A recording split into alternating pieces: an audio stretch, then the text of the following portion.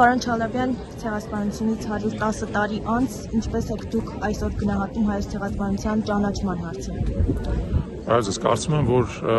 հայոց ցեղասպանության ճանաչման, դատապարտման եւ հատուցման հարցը ծայրահեղ արդիական է այսօր, որտեղ մենք ապրում ենք մի իրողության պայմաններում, երբ որ մեր տարածաշրջանը տարածորեն փոթորկում է, եւ մեր տարածաշրջանում շարունակում են տեղի ունենալ ցեղասպանություններ, մեծ ու փոքր։ 23 թվականին մենք ականատես եղանք Արցախի մեր հայրենակիցների բռնագաղթին ուղեկցող մասսայական ռազմական հանցագործություններով ոչրագործություններ, ոստիկանության ցեղասպան գործողություններ։ Անցած տարի նոյեմբերին մենք ականատես եղանք Սիրիայում Ալևի ժողովրդի մասսայական կոտորածներին, որը եւս ցեղասպանության էլեմենտ է, որտեղ ընդհանուր նպատակ ունի դուրս մղել ալևիներին Սիրիայի իրենց բնական տարածաշրջանից, իրենց հայրենիքից։ Ուստի ես կարծում եմ, որ մենք որևէ բան իրավունք չունենք թևաթափ լինել,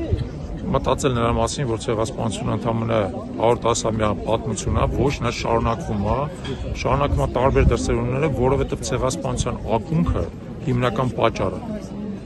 ագրեսիվ ցեղասպան թուրքական պետությունը շարունակում է իշխել այս տարածաշրջանում, շարունակում է նույնիսկ ինչ-որ չափով հզորանալ եւ շարունակում է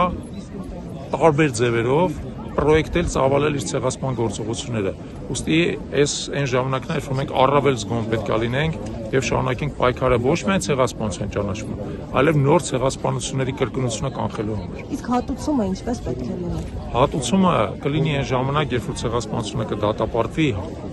համատարած աշխարհում եւ Թուրքիան դա կճանաչի։ Դա հնարավորություն կտա Թուրքիայի հետ բանակցելու նրա մասին, թե հատուցումը ինչպիսին պետք է լինի։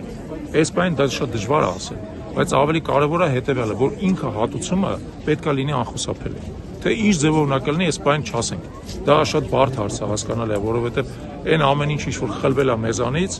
ամբողջ ծավալով հատուցել շատ դժվար է պատկերացնել։ Բայց